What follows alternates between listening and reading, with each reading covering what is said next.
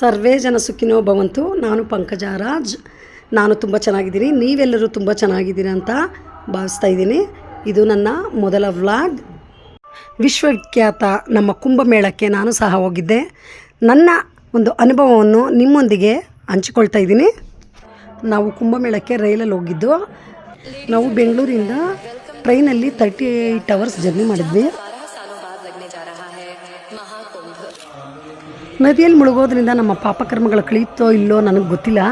ಆದರೆ ನಾವು ಜೀವನದಲ್ಲಿ ಪಡ್ತಕ್ಕಂಥ ಒಂದೊಂದು ಕಷ್ಟದಿಂದನೂ ಸಹ ನಮ್ಮ ಪಾಪಕರ್ಮಗಳು ಕಳೆಯುತ್ತೆ ಅಂತ ನಾನು ಭಾವಿಸಿದ್ದೀನಿ.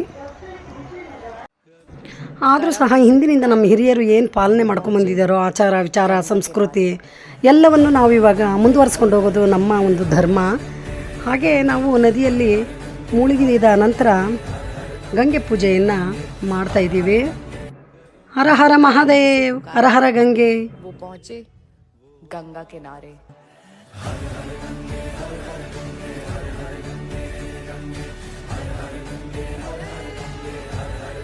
ಗಂಗೆ ಪೂಜೆಯನ್ನು ಮುಗಿಸ್ಕೊಂಡು ನಾವು ನಮ್ಮ ಟೆಂಟ್ ಬಳಿ ಬಂದ್ವಿ. ನಾವು ಅಲ್ಲಿ ಸ್ಟೇ ಆಗೋದಕ್ಕೆ ಟೆಂಟನ್ನು ಬುಕ್ ಮಾಡ್ಕೊಂಡಿದ್ವಿ ಮುಂಚೆನೇ.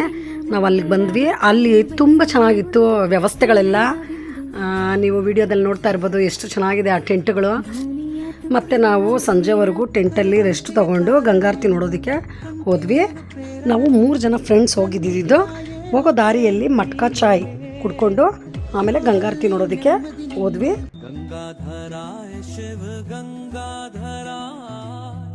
ಗಂಗಾರತಿಯ ವೈಭವವನ್ನು ಇದೇ ನಾನು ಮೊದಲು ನನ್ನ ಕಣ್ಣು ತುಂಬಿಸಿಕೊಂಡಿದ್ದು. ನನ್ನ ಕಣ್ಣುಗಳು ಅದೆಷ್ಟು ಪುಣ್ಯ ಮಾಡಿದ್ವೋ. ಹೀಗೆ ನೋಡ್ತಾ ನೋಡ್ತಾ ಕುಂಭಮೇಳ ಮುಗದೇ ಹೋಯ್ತು. ಇದಾಗಿತ್ತು ನನ್ನ ಕುಂಭಮೇಳದ ವ್ಲಾಗ್. ಇದು ನನ್ನ ಮೊದಲ ವ್ಲಾಗ್. ಈ ವಿಡಿಯೋವನ್ನು ನೋಡಿದ ತಮ್ಮೆಲ್ಲರಿಗೂ ಧನ್ಯವಾದಗಳು. ಆದಷ್ಟು ಸಪೋರ್ಟ್ ಮಾಡಿ.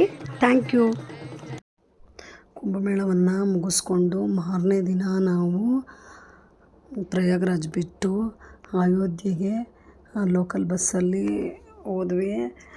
7 ಗಂಟೆಗೆ ಬಸ್ ಹತ್ತಿದ್ದಕ್ಕೆ 12 ಗಂಟೆಗೆ ಹೋಗ್ತೀವಿ ಅಂದರು. ಆದರೆ 7 ಗಂಟೆಗೆ ಬಸ್ ಹತ್ತಿದ್ದಕ್ಕೆ ಟ್ರಾಫಿಕ್ ಜಾಮ್ ಆಗಿದ್ದರಿಂದ ನಾವು ಹೋಗೋಷ್ಟೊತ್ತಿಗೆ 4 ಗಂಟೆ ಆಗಿತ್ತು ಅಯೋಧ್ಯೆಗೆ.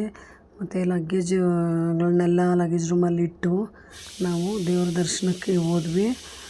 ಅಂದರೆ ಅವತ್ತು ಅಷ್ಟೊಂದು ರಶ್ ಇರಲಿಲ್ಲ. ನಮಗೊಂದು 1 ಅವರಲ್ಲಿ ನಾವು ಪ್ರಭು ಶ್ರೀರಾಮಚಂದ್ರನ ದರ್ಶನ ಮಾಡಿಕೊಂಡು ಹೊರಗಡೆ ಬಂದುಬಿಟ್ವಿ.